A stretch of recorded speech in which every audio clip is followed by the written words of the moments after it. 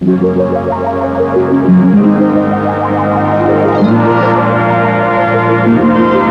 now it's time for the latest exciting episode of Doz's Television Workshop. Hello and welcome back to Doz's Television Workshop, where today we're going to be casting a look at this rare Heathkit TSA-12 stereo amplifier, complete with book of instructions from the late 60s. Let's get into it. So this is a bit of a rarity. I've not seen one of these before. Yeah, there it is, a Heathkit amplifier. Nice wooden surround there, if a bit dusty. This is one from the round to it pile, which is coming along nicely now, really. Now, the biggest problem with Heathkit kit was it was indeed a kit. So they were made, as you bought these as a kit of parts, and you put them together by following this wonderful book. And it sort of taught you a bit about electronics, and you ended up with a bit of kit at the end of it. You know, something quite pleasant. So the biggest problem with them is, you know, the quality of construction. If you were less than experienced, it could be a bit rubbish. There's a guide on soldering look. And yeah, if they were decent, you got something that was quite good. If it was thrown together, it could be horrible. They even did television sets. You could build your own TV set. Now, not to be confused really with the Heathkit company in the States, same name. I'd imagine there was some cross-product business going on. But this was Daystrom Limited, was the holding company here in the UK. And they were actually based in Gloucester, England, which is the city next to my hometown. So, yeah. And in fact, I believe they were in Brockworth. So, yeah, there we go. So this is how you'd put it together. There's a bit of an addendum here. An errata. And I noticed there's some, there's some drawing somebody's done on the schematic that shows the differences. It's dated 11th of January 68, 12 watts RMS per channel into 8 ohms, 8 watts into 15 ohms. And yeah, there we go. So I believe this came from David, who does the now it's time for the latest exciting episode of Doz's Television Workshop voiceover. So he gave me this, otherwise it was going. So, but it's a nice bit of history, isn't it? As I say, you can see there's been some modifications written in here, in fountain pen by the look of it. How wonderful. So yeah, there we go. So let's get it in bits, give it a bit of an inspection and see what it's like. Right, so despite having the book of words, I'm just going to wing it and undo some screws. I'm going to need a bigger screwdriver, that's for sure. We've got multi-voltage mains transformer here, which is interesting. So maybe this was available as a kit in the States as well. Maybe this is one they shared. They did a lot of sort of ham radio kits. Am I doing the right screws here? That feels like it's threaded. Oh, and it feels like it might have had a nut on the back as well. Oh no, maybe not. Let's just have a look underneath. Ah, that's sort of what I'm looking for. There we go. So we've got some chunkier screws there. Dirty, great big wood screws by the look of it. Not that dirty big. Slot head, domed. About 12, 14 millimeters long. Very coarse wood screw. Right, I'll get a pot for the screws. And let's see if that liberates the case from the cabinet. It would appear not.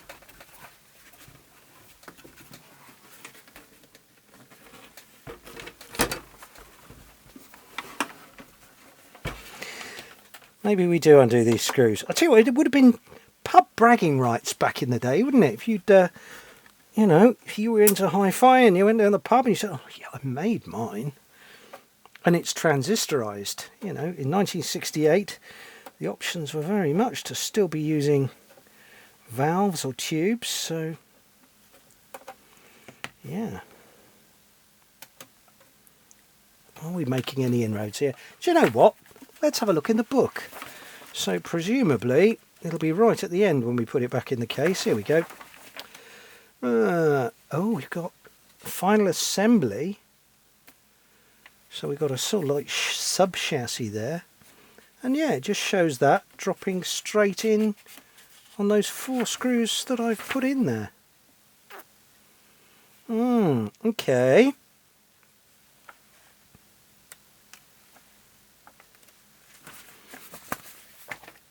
Perhaps it's just, no, it is just stuck. Very stuck. There we go.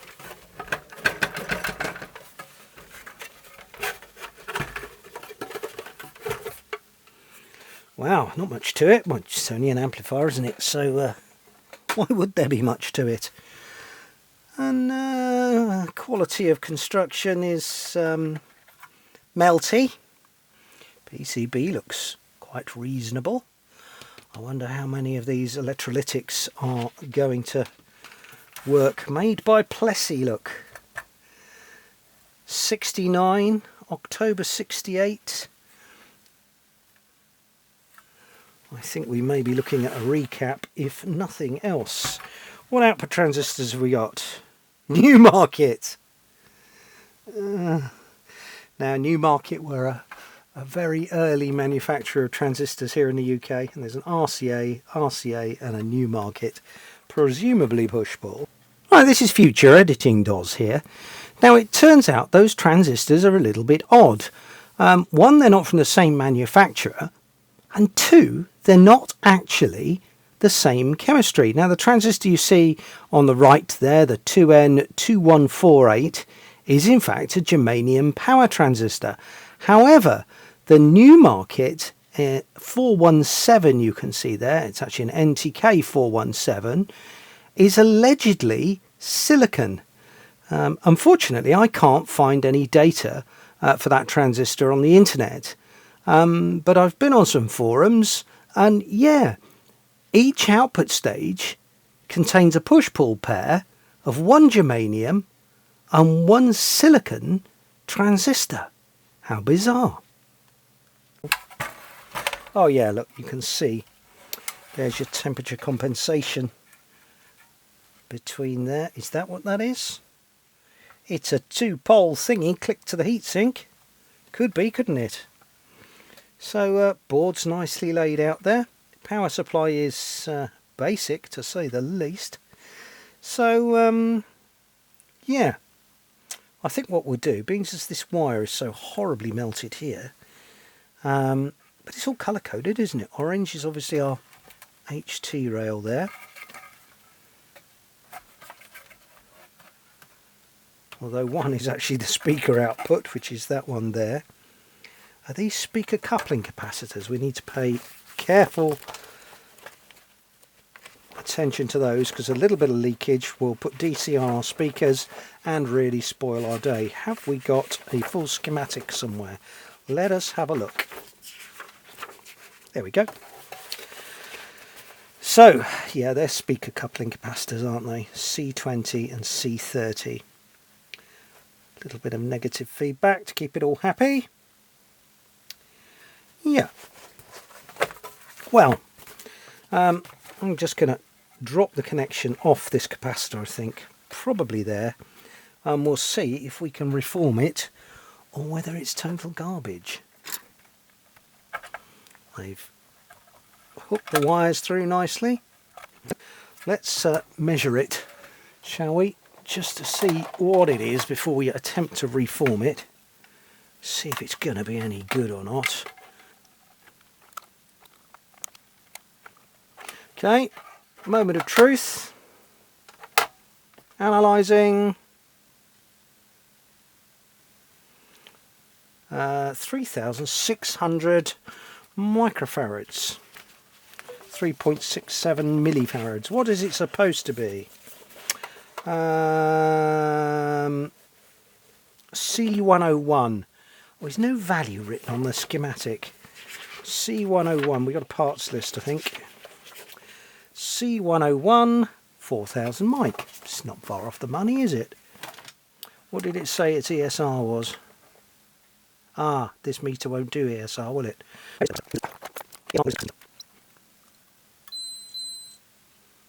0.12 ohms. So that reckons 3458 microfarads. Supposed to be 4,000. Dropped a little bit. Let's just squeeze a few volts in there and see if it bucks up. Right, let's get the power supply in. We're isolated from the circuit, so we're not going to power anything else up. Power supply on. How many volts was that capacitor? It's only be 30 odd volts, I suppose. It doesn't tell us the voltage, look. It's disappointing. And I can't see a legend on there. We've got a voltage on here though. So our main voltage rail looks to be 38. So let's squeeze that up to 30 volts. I'm going to limit the current and see what happens.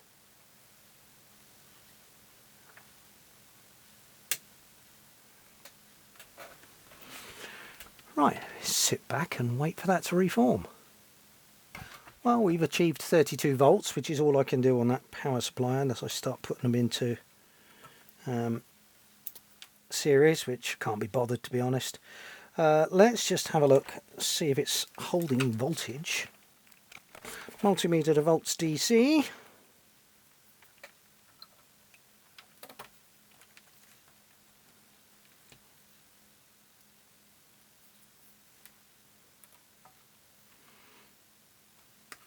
Looking pretty good to me. Let's just discharge that.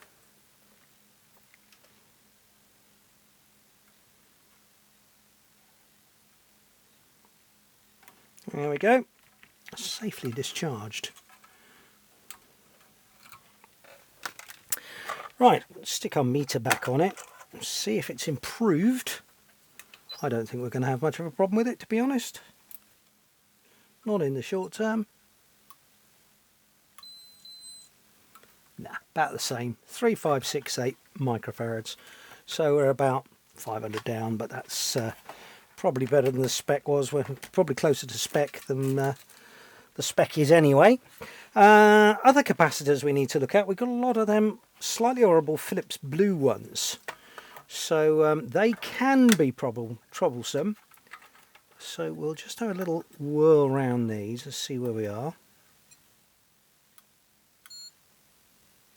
No, that's all right. Expecting 5 or 6 ohms with these. No, that's all right. We've got some dear old Plessey electrolytics here. Mind you, I suspect that one's the same. Let's get on these and see what they're like.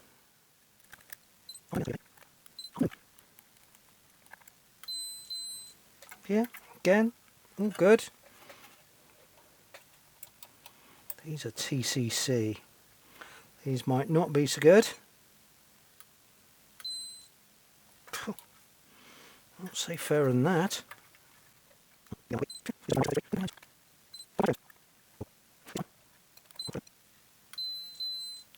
I mean, they're just excellent.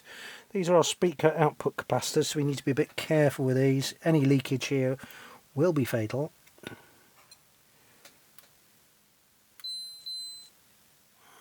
So what are they? 2,500, that was 2,800 at 0.12.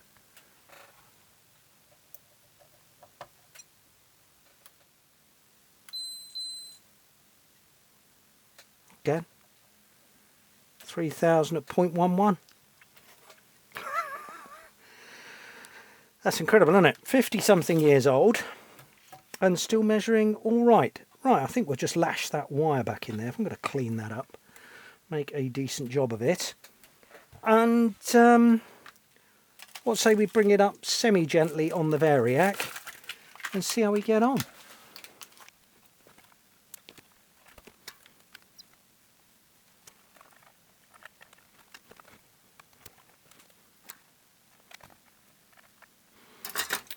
go.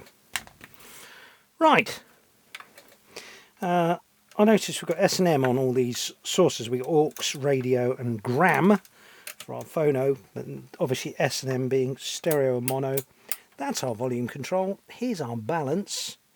So yeah, let's set all the controls to the heart of the sun, connect up some speakers and power it up. So workshop speakers. Is this just going to work?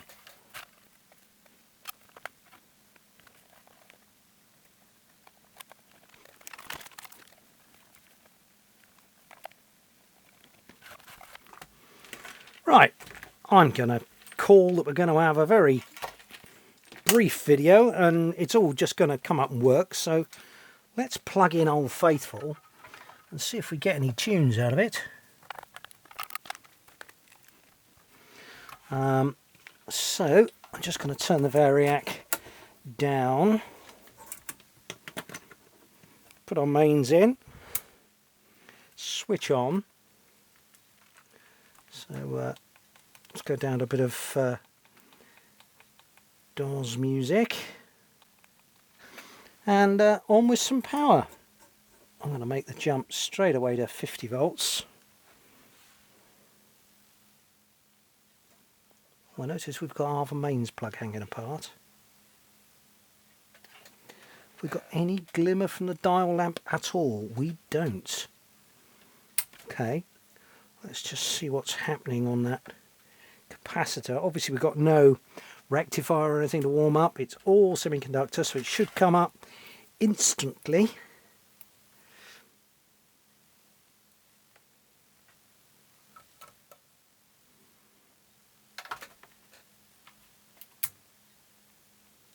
Yeah, well, we've got 12 volts. Oh, I have got slight hum.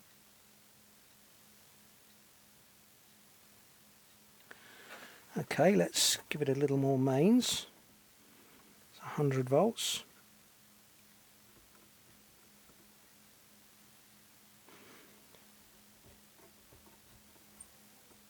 There we are.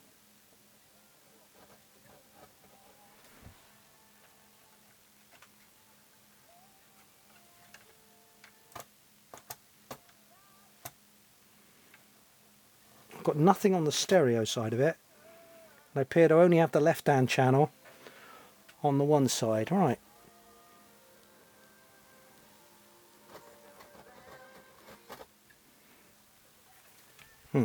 Just turn that down. Have I got enough signal here? Oh no, we're very quiet.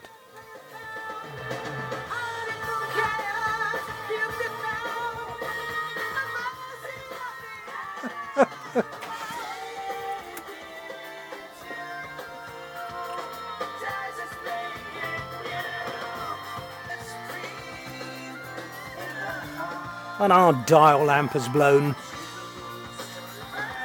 Or maybe it's only come undone. Is that mains or... Oh, I think it might be. Just those wires there.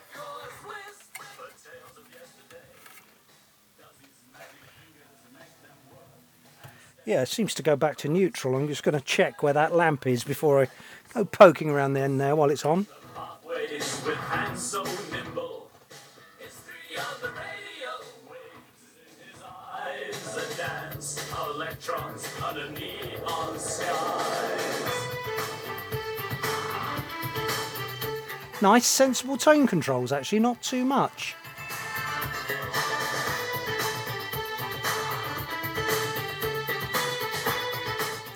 Well, this is going to be a non-video, isn't it? It just works. There it is, you know, it's coming up for its 60th birthday in 2 or 3 years' time.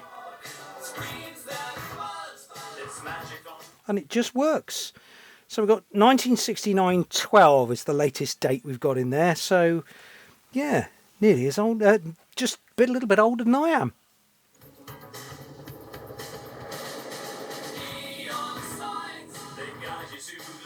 I'm going to leave it on for a little bit and see if any faults develop after a little while. And look at the diagram and find out what lamp that is. Clean it up and work out what we're going to do with it. Right, it's the following day. I actually had this on for hours and hours last night, sat in here tinkering and just listening to it, and it performed perfectly. Incidentally, the panel light, I don't know if you can see that on camera there, but that's now working. That was just loose. And the only scratchy pot I've got is this balance one. So we'll give that a squib of deoxit, clean it up, put it back together, and then I think it can go off to pastures new.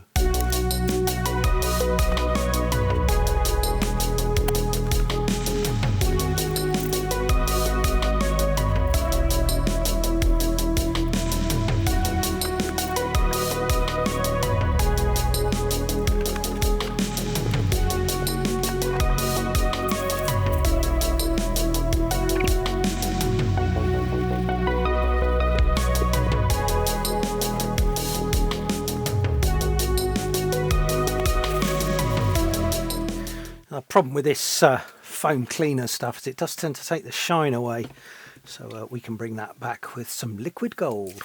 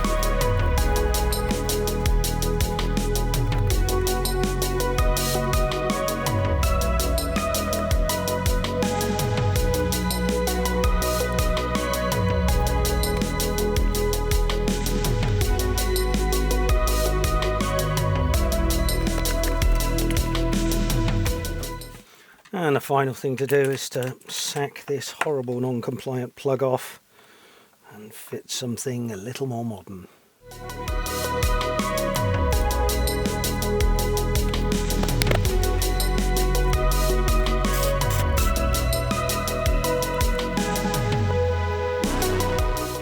Brand new 3-amp fuse.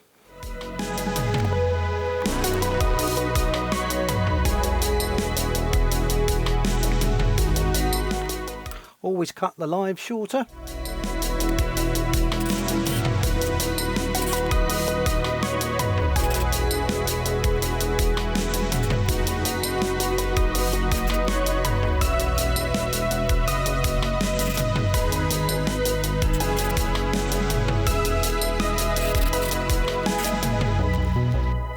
That's it. Job done. There you have it, the Heathkit TSA-12. Quite a miraculous thing. Absolutely fault-free after 56 years. Can't be bad. And I have to say, whoever built it did an excellent job. Anyway, thank you very much for watching. Click like, subscribe, do all that rubbish. Buy me a coffee if you want. There's a link down below. And I'll see you really soon here on Doz's Television Workshop. Cheers now. Bye. Stereo's gone dark, no more music in the park.